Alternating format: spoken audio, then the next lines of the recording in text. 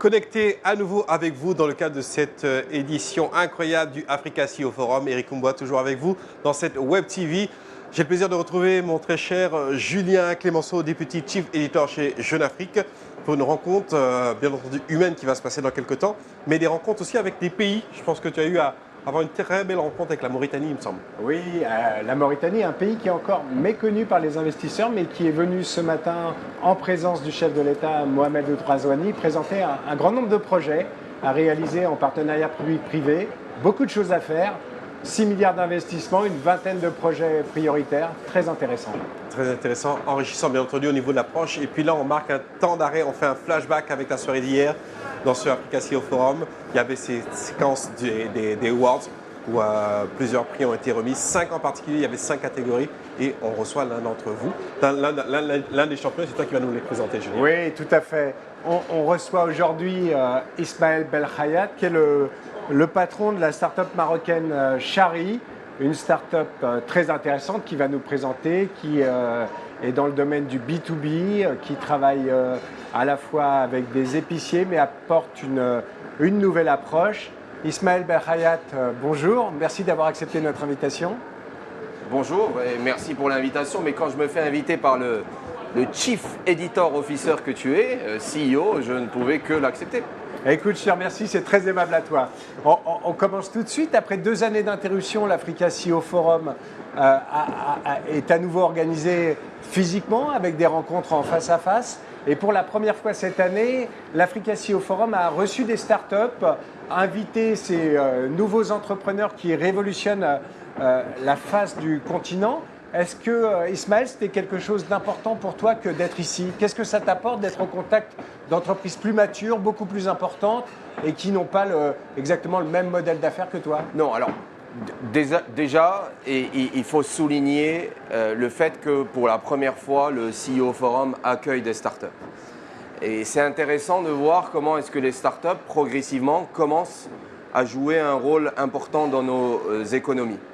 J'étais dernièrement à un forum organisé à Paris, à Station F, par l'Agence française de développement, où étaient présents le président Macky Sall, mais aussi le président Macron, et où de nombreux acteurs du monde des DFIs, donc les Development Financial Institutions, les banques de développement étaient présents.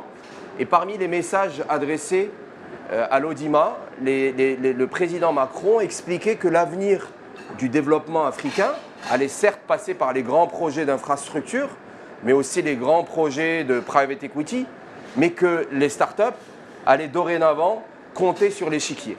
Simplement parce que, on le dit, nous sommes en train de disrupter un marché et que l'avenir de l'Afrique va aussi passer par ce que la technologie peut apporter.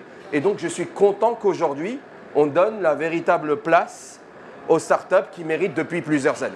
Ceci étant dit, je réponds à ta question, qui est que nous sommes donc des acteurs de l'économie un petit peu différents. Il est évident que nous nous inspirons beaucoup des entreprises plus matures.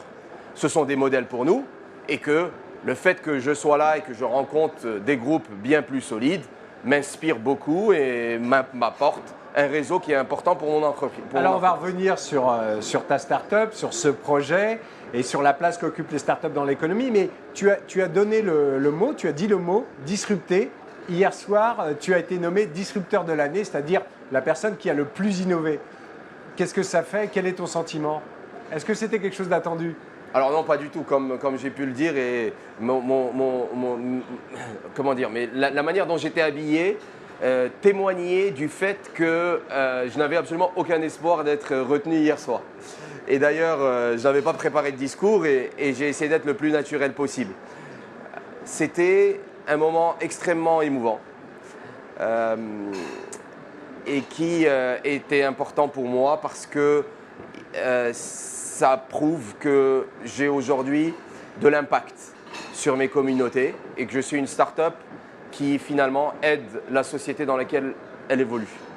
Alors, nous sommes avec Ismaël Belkhayat encore pour une quinzaine de minutes. Merci à lui, il a été élu disrupteur de l'année et comme c'est un disrupteur, il m'a tutoyé et je l'ai tutoyé également. Donc Ismaël, tu es né, tu as grandi au Maroc. Je dis quelques mots de ton parcours. Tu as fait ensuite tes études aux États-Unis avant de commencer ta carrière au sein du Boston Consulting Group. Et puis ensuite, tu as fondé un incubateur, au Maroc, par lequel un grand nombre de startups sont passées, dont Chari. Chari a bénéficié de cet incubateur. Et tu es aujourd'hui le CEO de Chari, le co-CEO, tu nous en diras peut-être un mot. Et est-ce que tu peux nous présenter le modèle économique de Chari? Non, alors, avant de présenter le modèle économique, tu as parlé de co-CEO. Je suis le cofondateur. Et j'aimerais en profiter pour rendre hommage à ma cofondatrice, qui se trouve être mon épouse. Et tu vois, c'est assez atypique comme configuration. Donc tu travailles en famille. Nous travaillons en famille. Et la raison qui nous a poussé à monter une start-up, c'est que nous avons eu tous les deux, mon épouse et moi-même, des enfants extrêmement rapprochés. Nous avons un petit garçon de 4 ans et une petite fille de 3 ans. Et lorsqu'on s'est rendu compte qu'en tant que couple, nous étions capables d'élever 2 monstres à la maison sans se disputer, on s'est dit qu'on serait capable de monter n'importe quelle start-up et y arriver. Et en effet, même si la start-up est beaucoup plus chronophage, la complexité est moindre. Mais, alors quel est le concept de Chari? Voilà, donc le concept est très simple. Nous avons commencé par un modèle qui consiste à devenir distributeur pour les petites épiceries de proximité. Donc les points de vente qu'on trouve dans les pays francophones, qu'on appelle boutiques en Afrique subsaharienne, épicerie ou pisserie en Afrique du Nord, nous leur proposons une application mobile qui leur permet de commander en quelques clics l'ensemble des produits dont ils ont besoin et de se les faire livrer en moins de 24 heures. Donc c'est en quelque sorte l'alliance du commerce traditionnel et du numérique. C'est la numérisation du commerce traditionnel. Chari a été créé en 2020 et très rapidement il y a une expansion géographique. Il y a la Tunisie, il y a la Côte d'Ivoire. Pourquoi il faut aller vite comme ça? Alors alors c'est un bon point. Alors ce qu'il faut savoir, c'est que nous, on est une VC-backed startup. Donc on est accompagné depuis le début par des venture capitalistes. D'accord, donc des capital investisseurs. Des capital investisseurs qui ont pour ambition pour nous de créer un leader régional. Sur la base d'un constat qui est relativement simple, qui est celui de dire que nous sommes sur un métier de scale ou de taille, où il faut un effet de taille. Donc il faut des économies d'échelle.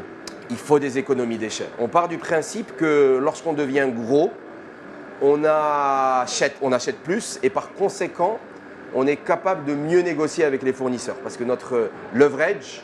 donc le levier. Merci et je m'excuse pour tous ces anglicismes, mais comme encore une fois, on parle beaucoup au capital investisseur en anglais, mon vocabulaire est souvent truffé de mots anglais et je m'en excuse. Donc un levier qui nous permet de négocier de meilleurs tarifs et de meilleures marges de distribution. De même, lorsqu'il s'agit des coûts, qui sont principalement des coûts logistiques, il y a là encore un effet de taille et plus on grandit, plus on a la capacité de réduire les coûts ramenés au chiffre d'affaires. En Côte d'Ivoire, Ismaël, vous avez acquis une entreprise. Est-ce que absorber un concurrent, c'est le meilleur moyen de grandir? J'en suis convaincu lorsque ce concurrent ou cet acteur se trouve dans une géographie qu'on ne maîtrise pas. Dans mon cas, moi, je viens donc du Maroc. Mon expertise et mon savoir-faire est localisé dans ma géographie. Et comme vous le savez, aller vers l'Afrique subsaharienne requiert une expertise que je ne maîtrisais pas. Et très vite, il faut savoir s'entourer. Donc on peut s'entourer de collaborateurs, mais on ne trouvera jamais mieux que des entrepreneurs locaux. Et donc notre acquisition s'est faite en partie en swap equity et on a réussi à convaincre un acteur local, similaire à Chari, de rejoindre notre équipe afin qu'on puisse créer ensemble un leader panafricain. Donc il y a eu un échange de parts de capital entre les deux entreprises. Est-ce que dans cette affaire, vous avez donc vous l'avez dit, vous êtes appuyé par des capital investisseurs. Et il a été donné une somme, un montant, 22 millions je crois pour cette acquisition. C'est un gros montant. Comment on fait pour mobiliser cet argent? Comment on le justifie auprès d'investisseurs? Alors, les 22 millions d'investissement l'étaient pour une start-up, enfin pour une société précédente que nous avons acquis et qui est la branche crédit de l'assureur AXA. Et en réalité, il y a plusieurs raisons pour lesquelles vous pouvez faire une acquisition. Dans notre cas, nous avons fait plusieurs acquisitions pour 3 raisons différentes. La première a été l'expansion géographique, c'est ce que j'expliquais précédemment. La deuxième a été l'acquisition d'un carnet de crédit qui nous a permis d'obtenir de la data, donc de la donnée. Donnée qui nous permet aujourd'hui de crédit scorer, donc de faire l'étude de la qualité des débiteurs. La qualité des débiteurs, nous permettant ensuite de pouvoir prêter. Mais pour pouvoir prêter, il faut un agrément, une licence. Et comme vous le savez, dans certaines géographies, les licences ne sont plus données par le régulateur, qui est la Banque centrale. Et un des seuls moyens qui existent aujourd'hui pour obtenir ces licences, c'est de faire des acquisitions. Et donc, le montant étant important, il est justifié par le fait qu'il nous permet de dépasser une barrière à l'entrée, qui est une barrière d'ordre légal. Donc, au départ, vous nous avez présenté votre start-up qui est d'être une centrale d'achat pour les épiciers et les boutiques. Mais en fait, vous bâtissez tout un écosystème. Est-ce que dès le départ, donc avec du crédit et un certain nombre de services de gestion apportés aux commerçants, est-ce que dès le départ, vous aviez pensé cet écosystème? Est-ce que c'est dans le plan de départ? Alors, c'est une excellente question. Je vais être honnête, absolument pas. Le plan de départ était d'être un e-commerçant qui allait offrir à ses points de vente un moyen de mieux s'approvisionner. Et puis très rapidement, nous avons créé une véritable relation humaine et ce sont ces mêmes points de vente qui sont venus nous voir en nous disant « Merci pour ce que vous faites pour nous, mais vous pourriez faire plus.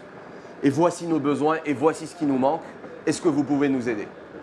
Et c'est en écoutant nos utilisateurs que nous avons défini le bon produit et le bon service à apporter.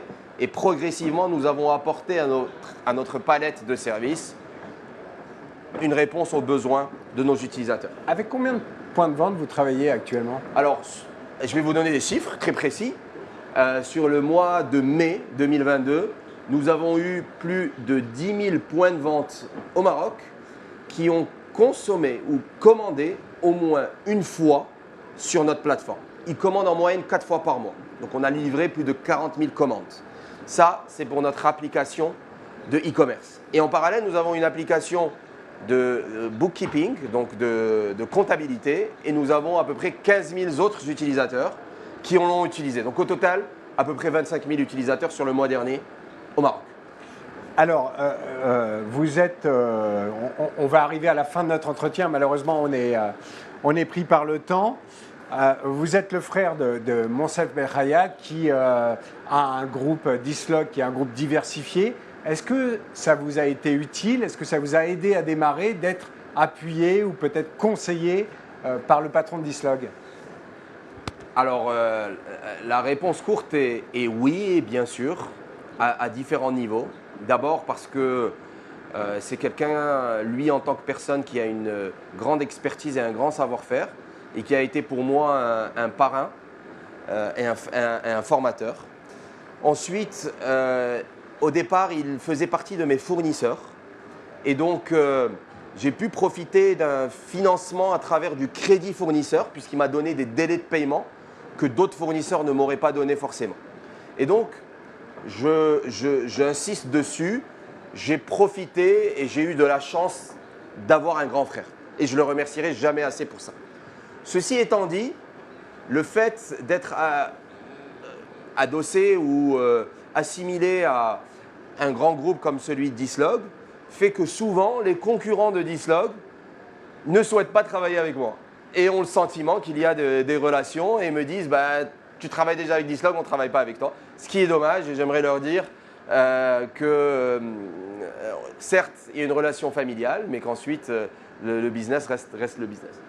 Très bien, merci beaucoup Ismaël Belrayad d'avoir répondu à notre invitation. Disruptor of the Year et CEO de Chari, merci beaucoup. Il est maintenant l'heure de nous quitter. Bonne fin de journée. Portez-vous bien. Tout de suite, le panel suivant à suivre sur la télévision de l'Africa CEO Forum. Merci beaucoup.